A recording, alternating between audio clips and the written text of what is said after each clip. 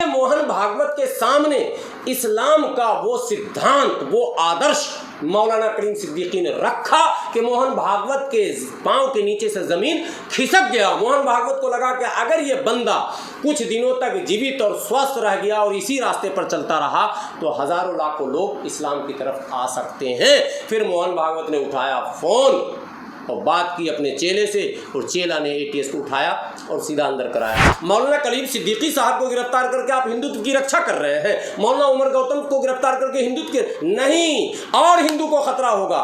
मौलाना करीम सिद्दीकी कहाँ है? जेल में। मौलाना उमर गौतम कहाँ है? जेल में। और जेल में जहाँ भी होंगे वहाँ कितने कैदी होते होंगे?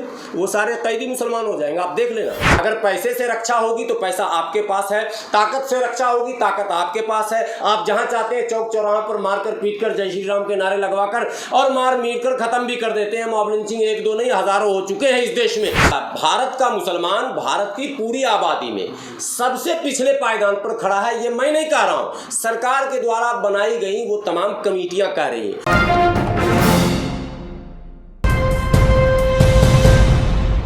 मौलाना कलीम सिद्दीकी को लेकर कहा जा रहा है कि धर्मांतरण किया है उन्होंने मौलाना साहब। कैसे देख रहे हैं आप इसको? मौलाना कलीम सिद्दीकी साहब पर आरोप है कि पैसे का लोभ देकर, और उमर गौतम पर भी यही था आरोप कि पैसे का लोभ देकर धर्मांतरण करा रहे हैं। आप मीडिया बंधुओं को पता है 2005 में सच्चर कमेटी की एक रिपोर्ट आई, उससे पहले रंगनाथ मिश्रा, कुंडू और कई कमीशन आए। तमाम कमीशन की जो रिपोर्ट है वो ये बताती है कि मुसलमान भारत की कुल आबादी में सबसे पिछले पायदान पर खड़ा है।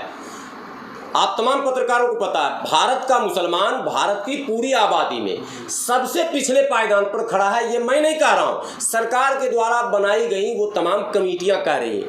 अब मेरा सवाल है, भारत के तमाम उद्योगपतियों में 1 to 10 में कहीं मुसलमान नहीं। भारत के तमाम कृषक जितने हैं, किसान, उसमें भारत के कृषि योग्य भूमि में 95% भूमि नॉन मुस्लिम्स के पास है। भारत की कुल कृषि योग्य भूमि में केवल 5-4.5% भूमि जो है वो मुसलमानों के पास है।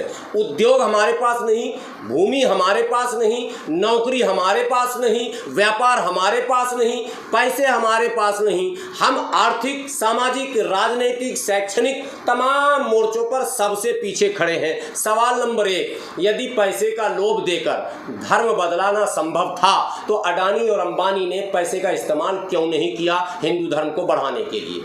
सवाल नंबर 2, अगर बढ़ा नहीं सकता था, निकम्मा, किसी काम का नहीं ये दोनों उद्योगपति, देश के सारे हिंदुओं को जूते मार के ऐसे उद्योगपतियों को बाहर कर देना चाहिए जिसकी आस्था हिंदू धर्म पर हो और उसके सामने पैसे के बल पर उस धर्म का परिवर्तन कोई करा रहा हो और यह अडानी अंबानी मुंह देख रहा हो, अमेरिका घूम रहा हो, तो ऐसे उद्योगपतियों को देश से भगा देना चाहिए। ये देश का दुश्मन है, क्योंकि न तो ये हिंदुत्व की रक्षा कर पा रहा है और न हिंदुत्व को बढ़ा रहा। अरे बढ़ा नहीं सकते थे तो कम से कम बचा लेते। वो हिंदू जो मौलाना उमर गौतम के पैसे के मोहताज थे, जिन्होंने उसके कारण धर्म बदल दिया, वो हिंदू जो मौलाना करीम सिद्दीकी के पैसे के मोहताज थे जिसके कारण उन्होंने धर्म बदल दिया, भैया उन हिंदुओं को कम से कम अगर करीम सिद्दीकी साहब ने 50,000, 1 लाख, 2 लाख, 5 लाख दिया तो अडानी अंबानी, डालमिया, टाटा, बिरला, फला चिला जितने इनके हैं और ये अरबों खरबों लेकर भागने वाले को भी इंक्लूड कर रहे हैं, देशद्रोही और हिंदू धर्म का सबसे बड़ा विरोधी, चाहे वो नीरज मोदी हो, वो मालिया हो, वालिया हो, जो भी गया है, चौकसी हो, ये लोग अरबों खरबों रुपए लेकर गए हैं। 3 करोड़ रुपए का आरोप लग रहा मौलाना कलीम सिद्दीकी पर। 3 करोड़ तो इन लोग के कुत्ते पर खर्च होता है जिनका नाम मैं ले रहा हूँ। अब उसको हम लोग दूसरे नज़र से उसको एनालिसिस करते हैं, क्या सेटिंग है, क्यों मिले, ऐसा सेटिंग वेटिंग पर नहीं मिलते।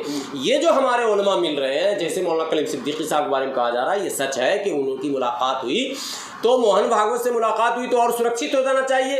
चूंकि मोहन भागवत के सामने, इस पॉइंट को समझिए, चूंकि मोहन भागवत के सामने इस्लाम का वो सिद्धांत, वो आदर्श मौलाना करीम सिद्दीकी ने रखा कि मोहन भागवत के पांव के नीचे से जमीन खिसक गया। मोहन भागवत को लगा कि अगर ये बंदा कुछ दिनों तक जीवित और स्वस्थ रह गया और इसी रास्ते पर चलता रहा तो हजारों लाखों लोग इस्लाम की तरफ आ सकते हैं। फिर मोहन भागवत ने उठाया फ़ोन और बात की अपने चेले से और चेला ने एटीएस को उठाया और सीधा अंदर कराया। आखिरी सवाल, दिल्ली में रहते थे मौलाना उमर गौतम, ओखला में, और कलीम सिद्दीकी साहब भी यहीं रहते थे, ऑफिस वगैरह यहीं है, काम यहीं से होता, आप लोग को पता है। ओखला से एटीएस हो या जितनी भी इन्वेस्टिगेशन एजेंसियां हैं या इन्फोर्समेंट के जो भी माने संगठन है सरकारी, वो दिल्ली से संचालित होते हैं।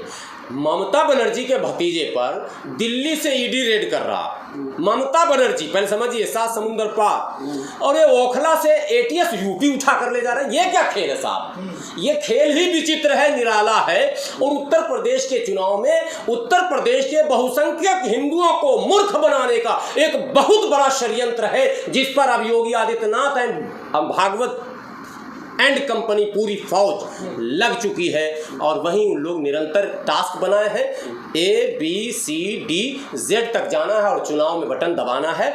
हिंदुओं को मूर्ख बनाया जा रहा। देश के हिंदू भाइयों, आप बहुसंख्यक हैं, आप हमारे बड़े भाई हैं, आप न्याय प्रिय हैं, आपकी संस्कृति में न्याय है, आपके घोट में न्याय है, आपने अन्यायियों का कभी साथ नहीं दिया है, आप इनके बहकावे में ना आए।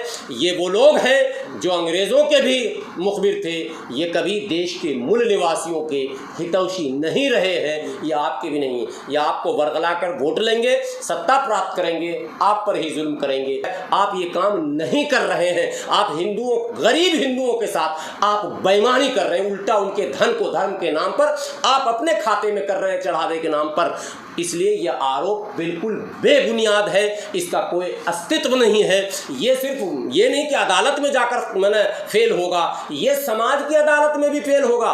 एक अंधा आदमी भी अगर सुनेगा कान से तो मान लेगा कि भाई ये आरोप कैसे होगा संभव। कलीम सिद्दीकी साहब के पास कितने दौलत होंगे? 3 करोड़, 4 करोड़, 10 करोड़, 20 करोड़। अरे भारत में एक एक हिंदुओं के पास 5-5 हज़ार करोड़ रुपए हैं। एक एक जिले में ऐसे ऐसे लोग हैं। मैं जिस जिला का रहने वाला हूँ, मेरे यहाँ अभी जो भाजपा के विधायक हैं, आधे जिला के मालिक है साहब, आधा शहर उन्हीं का है।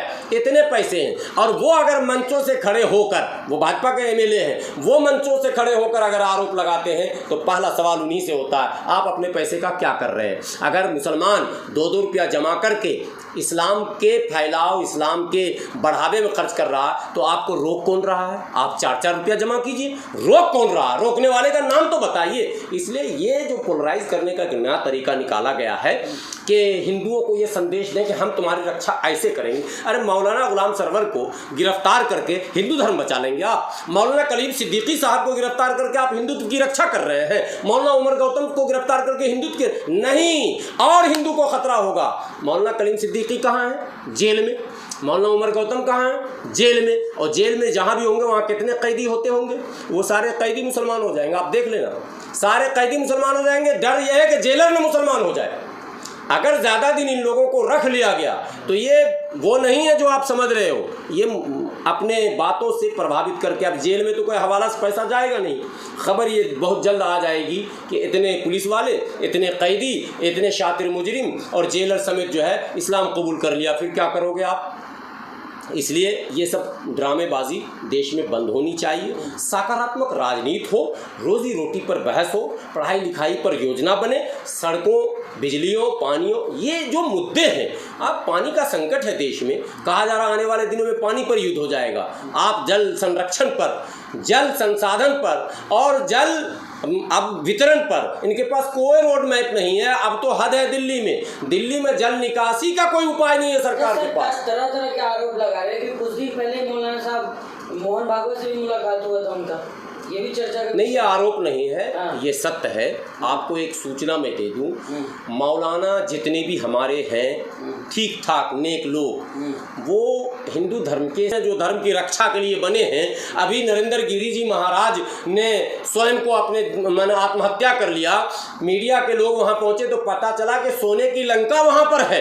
अरबों अरबों का कार है। सही, क्यों अरबों का कार रखा? पहले हिंदू धर्म बचाना था। जिसको मौलाना कलीम सिद्दीकी पैसे दे रहे थे, गिरी जी को देना था, महंत जी को देना था, शंकराचार्य जी को देना था, ये बड़े बड़े आश्रम में बैठे लोगों को देना था। जो बड़े बड़े आश्रम चला रहे हो, एक एक आश्रम 100 एकड़ में बना हुआ है। तो हिंदू भाइयों से मेरी विनती है, जो आपको ये पार्टी के लोग कोई भी, मैं ABCD में ज़्यादा नाम नहीं लूँगा, भाजपा बोल के मैं थक चुका हूँ, बोलना भी नहीं है। अगर आपको लगता है हिंदू भाइयों के भाजपा हितैषी है या मोदी योगी फलां एंड कंपनी जो भी है, ये बिल्कुल गलत जान लीजिए। हिंदू धर्म का सर्वनाश ये सभी लोग मिलकर कर रहे हैं। अगर पैसे से रक्षा होगी तो पैसा आपके पास है, ताकत से रक्षा होगी ताकत आपके पास है। आप जहाँ चाहते हैं चौक चौराहों पर मारकर पीटकर जय श्री राम के नारे लगवाकर और मार मीट कर ख़त्म भी कर देते हैं। मॉब लिंचिंग 1-2 नहीं हज़ारों हो चुके हैं इस देश में। आप ताकत में भी ज़्यादा, आप पैसे में भी ज़्यादा, आप उस राजनीति में, पॉलिटिक्स में सिर्फ 2.2% मुसलमानों का हिस्सा है,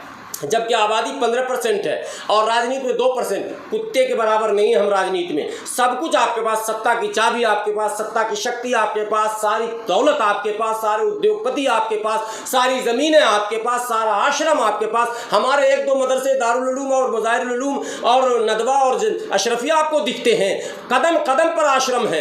रामाकृष्ण आश्रम, कौन आश्रम में, इतने आश्रम को मैं जानता हूँ जहाँ खरबों खरबों खरबों गिनती हमको नहीं आता, सारा कैलकुलेटर फेल हो जाएगा, इतने पैसे हैं। ये लोग क्या कर रहे हैं? हिंदू धर्म की रक्षा टीवी पर बैठकर होगी। हिंदू धर्म की रक्षा जो है वो राजनीतिक मंचों से होगी। जमीन पर क्यों नहीं उतरते? उन गरीब हिंदुओं को जिस पर आप आरोप लगा रहे हैं कि वो पैसे के लोभ में मन धर्म बदलते हैं, उन गरीब हिंदुओं को आप क्यों नहीं बचाते? आप उनको इतना पैसा क्यों नहीं देते कि वो अच्छा खाएं, अच्छा पिए, अच्छा बच्चों को पढ़ाएं, अच्छा संस्कार दें, जो हिंदुत्व के भी काम आ जाए और देश के भी काम आ जाए? आप ये काम नहीं कर रहे हैं। आप हिंदुओं, गरीब हिंदुओं के साथ आप बेईमानी कर रहे हैं। उल्टा उनके धन को धर्म के नाम पर आप अपने खाते में कर रहे हैं, चढ़ावे के नाम पर।